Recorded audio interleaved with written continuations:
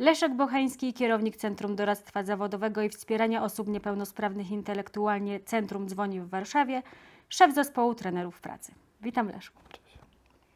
Na czym polega działalność Centrum Dzwoni i w jaki sposób wspiera osoby rozwijające się w spektrum autyzmu? My zajmujemy się aktywizacją zawodową osób z niepełnosprawnościami. To, co my robimy, to jest zatrudnienie wspomagane i ono charakteryzuje się głównie tym, że po pierwsze wspieramy w przygotowaniu do wyjścia na rynek pracy te osoby, wspieramy w zdobyciu pracy, ale też w utrzymaniu pracy. To jest coś, co wyróżnia zatrudnienie wspomagane spośród innych metod na aktywizację zawodową.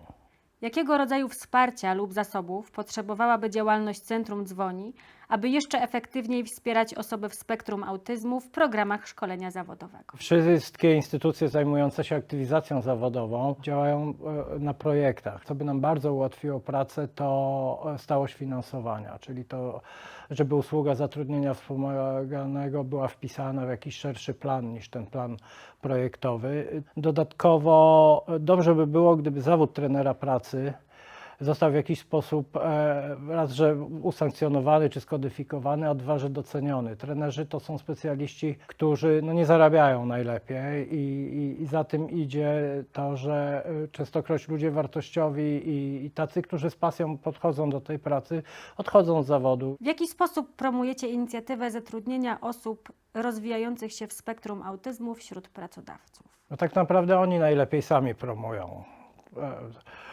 to zatrudnienie. Osób w spektrum, pracowników w spektrum autyzmu jest coraz więcej.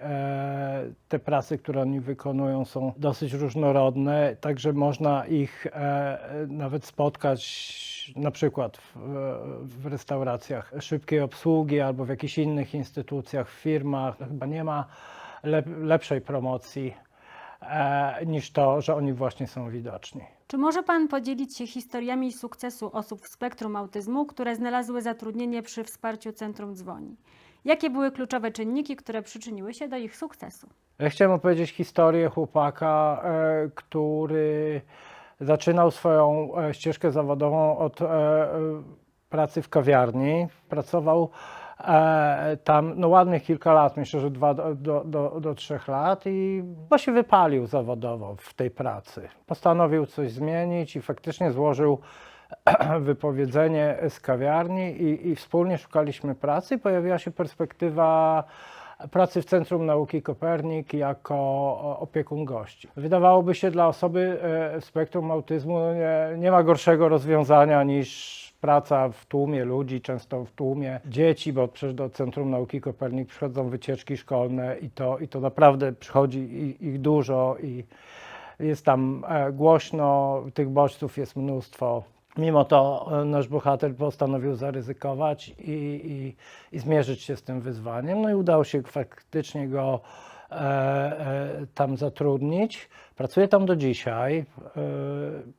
Już pracuje w oparciu o umowę na czas nieokreślony, więc sprawdził się jako pracownik. Co zaważyło na tym sukcesie? No właśnie chyba to, że to stanowisko pracy było oparte o rzeczy, które go interesują. Jakiej rady udzieliłby Pan innym organizacjom, które chcą poprawić swoje praktyki zatrudnienia osób w spektrum autyzmu?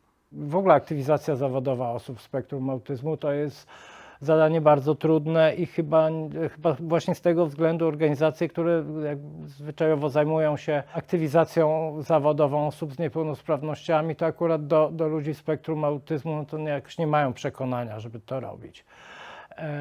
I moja rada albo jakaś sugestia to jest taka, żeby się może spróbowali z tym jednak zmierzyć, bo ten rynek osób, potencjalnych pracowników spektrum autyzmu jest większy niż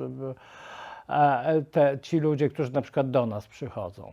Druga rzecz, o której chciałem powiedzieć, to jest to, żeby pracować jak najbardziej właśnie na zainteresowaniach tych ludzi, żeby szukać stanowisk pracy, które z jednej strony gdzieś tam opierają się o to, co jest dla tych ludzi ciekawe, istotne, co ich przyciągnie i sprawi, że ta praca będzie dla nich nie taka czysto odtwórcza, tylko zaangażują kawałek siebie w wykonywanie tej pracy. No i ostatnia ostatnia rzecz to chyba oczywiste, żeby dostosowywać warunki pracy typu hałas, natężenie ludzkie i tak dalej, no do tego, ile są w stanie znieść te osoby. Dziękuję bardzo za tę wartościową rozmowę. Dziękuję bardzo.